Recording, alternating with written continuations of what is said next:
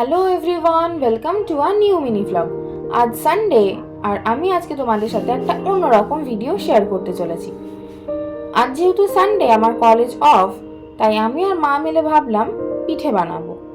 তাই যেমন ভাবনা তেমন কাজ, আমি এখানে কড়াই বসিয়ে দিয়েছি আর কিছুটা চিনি গলতে দিয়ে দিয়েছি। তারপরে আমি এর মধ্যে অ্যাড করে দিচ্ছি নারকেলের গুঁড়ো।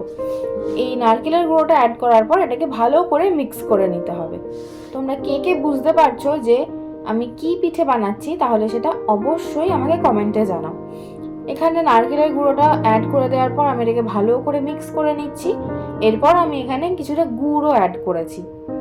গুড়টা অ্যাড করার পর চিনিটা গলে সব কিছু মিলিয়ে একটা জলজলে ভাব হবে, সেটাকে ভালো করে ড্রাই করে নিতে হবে।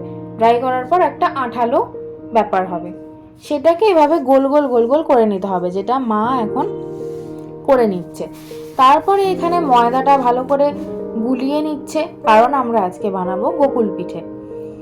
তারপরে মা এখানে একটা গোকুল পিঠে নিয়ে ভেজে ট্রাই করে দেখছে যে সব কিছু ঠিকঠাক হয়েছে কিনা, কারণ ব্যাটারের কনসিস্টেন্সিটা খুব ম্যাটার করে এখানে। তো মা দেখলো যে ব্যাটারটা একটু পাতলা হয়ে গেছে, তার জন্য এখানে কিছুটা আর একটু ময়দা অ্যাড করে ফার্স্ট রাউন্ড গোকুল পিঠে এখানে ভাজতে দিয়ে দিয়েছে। তারপর এখানে আমি চলে এসেছি ভাজতে। এই হচ্ছে আজকে আমাদের গোকুল পিঠে। দেখা হচ্ছে নতুন একটা ভিডিওতে।